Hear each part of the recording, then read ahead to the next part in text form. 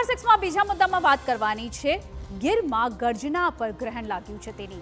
ગુજરાતનું ગૌરવ ગીરમાં ગર્જના કરતા સાવજ પર ફરી એક વખત સંકટ મંડરાઈ રહ્યું છે। ફરી સિંહોના મોતને લઈને ઉઠ્યા છે ગંભીર સવાલો।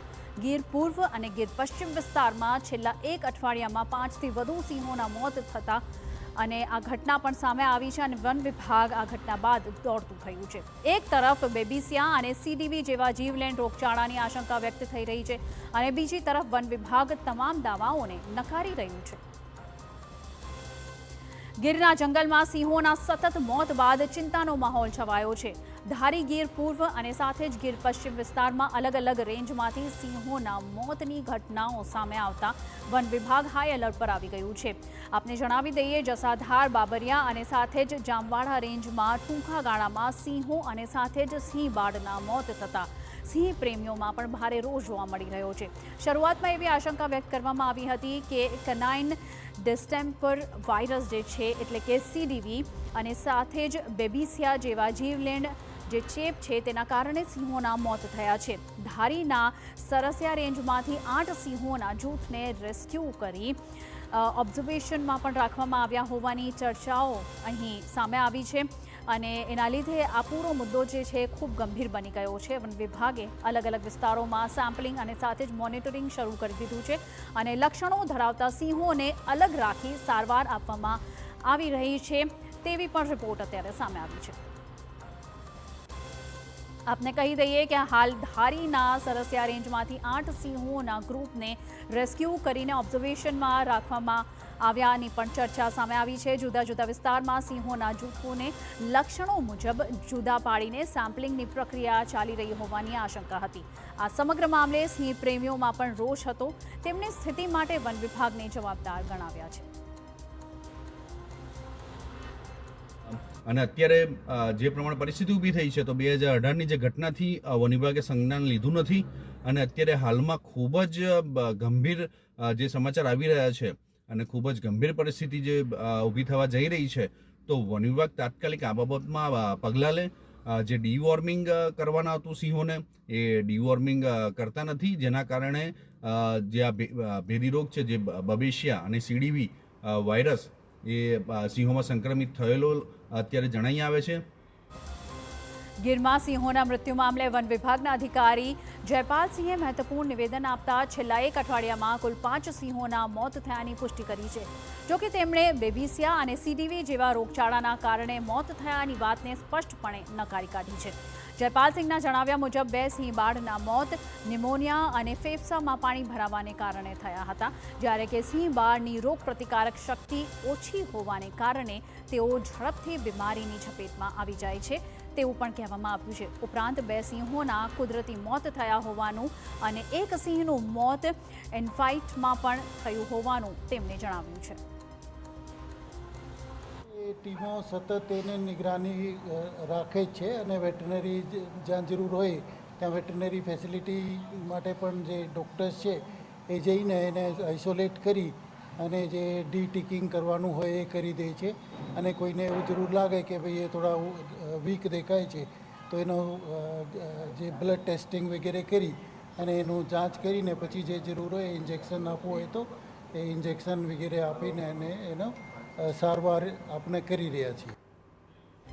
ગીરના સિંહોમાં બેબીસિયા વાયરસના સંક્રમણ મુદ્દે રાજ્યના વન પ્રધાન અર્જુન મોઢવાડિયાએ મહત્વપૂર્ણ નિવેદન આપ્યું છે। તેમણે જણાવ્યું છે કે સિંહોના મોત બેબીસિયા વાયરસના કારણે થયા છે। મોઢવાડિયાના જણાવ્યા મુજબ ઇતરડીના કારણે ફેલાતા આ વાયરસનો ચેપ વધુ ન ફેલાય તે માટે વન વિભાગ અને સાથે જ વેટરનરી ડોક્ટરની ટીમ દ્વારા સતત કવાયત હાથ ધરવામાં આવી રહી છે।